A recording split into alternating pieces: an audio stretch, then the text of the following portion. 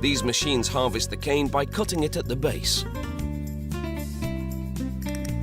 The heavier lengths of cane drop into the base of a conveyor, which feeds them into the transport bin that follows alongside. At the mill, trucks empty their load onto a receiving table. It feeds a belt conveyor that takes the cane through two separate washes. The cane must be as clean as possible for extracting the juice.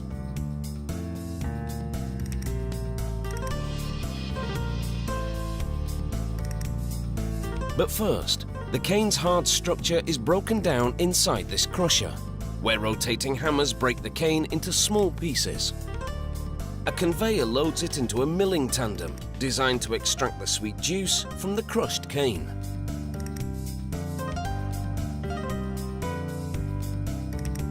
In this milling tandem, the cane passes through a series of 5 or more consecutive mills. Large cylinders compress the cane fibre. The juice pours out of the milling tandem and diverts into a channel away from the bagasse, the dry pulp that remains after extracting the juice.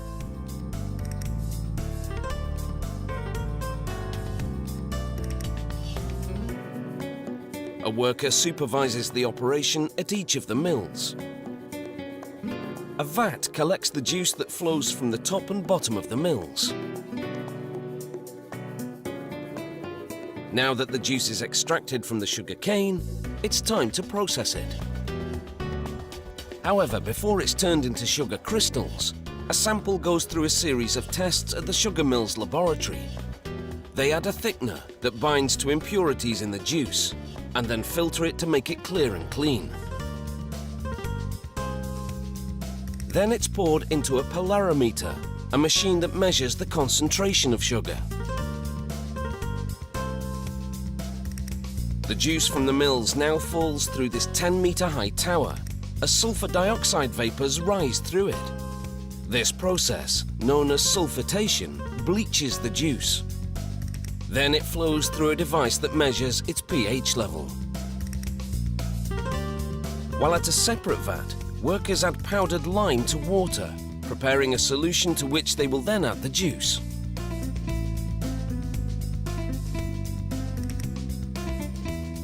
An agitator mixes the cane juice and lime solution for about 6 hours to complete a process called alkalization. It regulates the juice's pH level and helps clarify it. In reaction to the lime, the juice's colour changes from brown to yellow.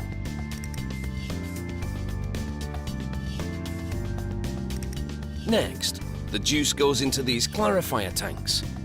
It takes over 2 hours for the juice to settle and for the impurities to fall to the bottom of the tank. A sample taken from the tank shows how the sludge collects at the bottom, while the clarified juice collects at the top. There's still quite a way to go before it's transformed into the stuff that goes into your tea. Workers filter the residue, known as mud, from the clarifier tanks to extract any remaining sugar.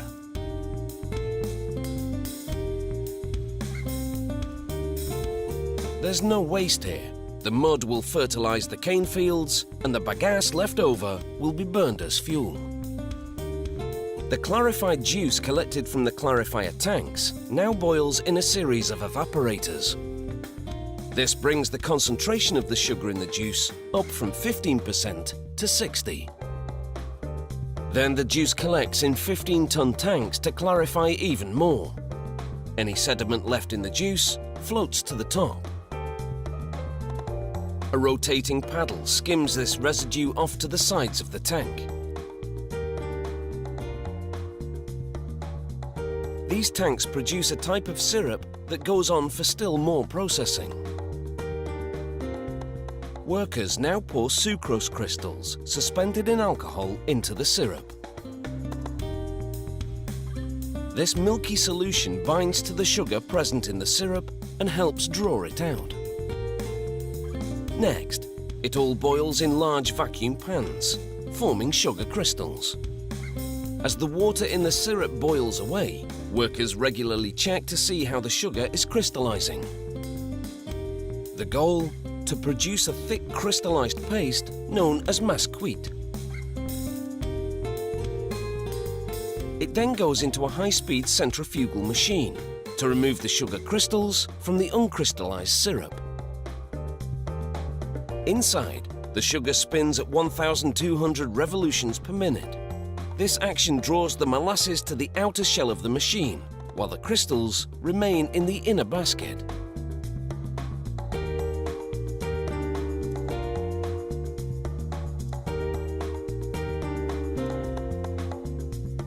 Sprays of water wash the crystals. Then the water is drawn out, so only the crystals remain.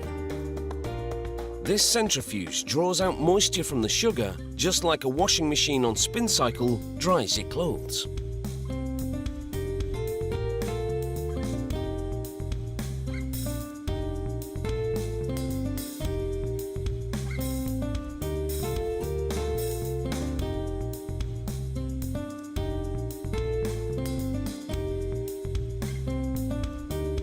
Next, a conveyor belt carries the sugar crystals out of the centrifuge.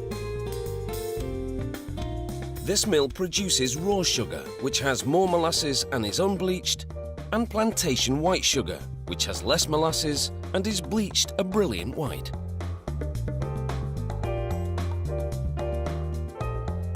The sugar on the conveyor now goes into a large dryer. Hot air blows into this dryer to bring the sugar's humidity level down to 0.02%. That's standard for table sugar.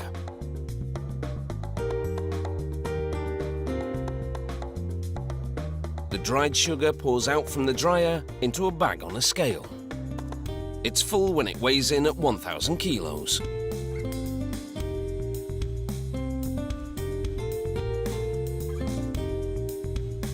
A hoist then carries the bags to a platform at the far end of the packing facility. At 3,000 kilos, that is a heavy load. It lowers each bag over a chute that leads to the factory's main floor. Workers carefully open each bag in turn and pour out the sugar directly into the chute. It feeds an automated packaging machine which fills a series of 2-kilo plastic bags, seals them and separates them.